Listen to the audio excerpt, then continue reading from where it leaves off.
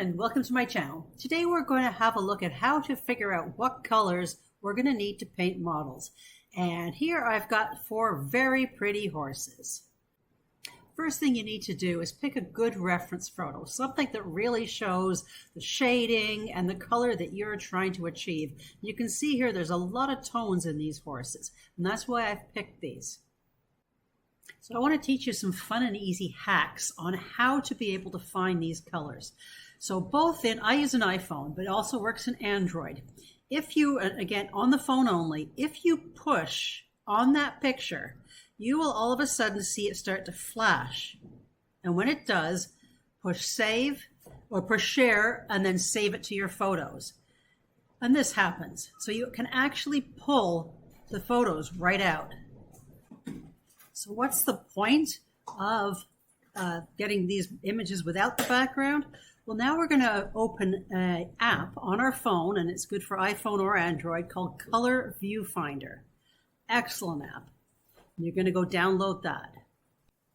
Now, I don't paint a lot of model horses. I prefer to do abstracts and other kind of paintings. And I've been using this app for years and years. Absolutely love it. So what you're going to do is take one of those photos you found and open it in the Color Viewfinder. And it will show you a whole pile of colors all the way along, and you can check or uncheck them. And as you check or uncheck them, you'll see them all down here. Now, with these, this will show you all the different colors that are involved in the horse. Now, as I'm only doing this as a demonstration, I haven't checked and unchecked the colors that I wanted. I just want to show you how you can see, oh, that color is there. And you can see it's slightly different from this color, which is different from that color. And it allows you to get a color palette for painting your model. And you'll find sometimes the colors you see aren't the colors you would have thought you were going to see. Here is the gray horse and the black horse. And you can see with the black horse, the different colors. And now you'll notice if you get a sunburnt black, you'll find a lot of browns in there. Or if you get a really shiny with a blue, you'll get blue or even purple tones. So it's really good. Find a picture of the real horse you want to copy, and this will really help build your color palette. Now, if you don't have a cell phone, there's a similar app online. If you go to imagecolorpicker.com, you will be able to put your photo in there with or without the background. And then if I go over here, you can see it here. It's highlighting the color. And it'll give me a palette. And here is the palette down here. So this will also help me locate which color is in what part of the horse. And this will really help determine what your base color, your shadow, and your highlights are. So now that we have the colors, how do we determine how to mix them? So let's say we want to get this one right here. So we're going to take this number. Okay, now I have that number. I am going to go to this online tool, trycolors.com. And I'm going to click on Target. And up here, I'm going to enter that number, which I already did.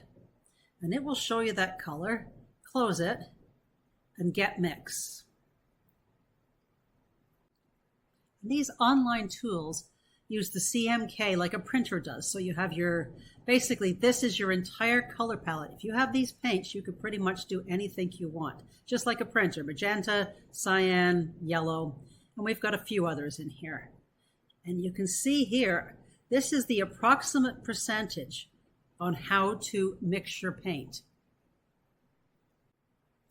But since all paints are different, you're going to have to work slowly. So you'd start with the lightest color, which would be about 24% white and 29% yellow. I would start with the white and start mixing in your yellow, and then slowly add a little bit of the cyan, blue, and magenta until you get something close. And make sure you make enough to last you for the entire model.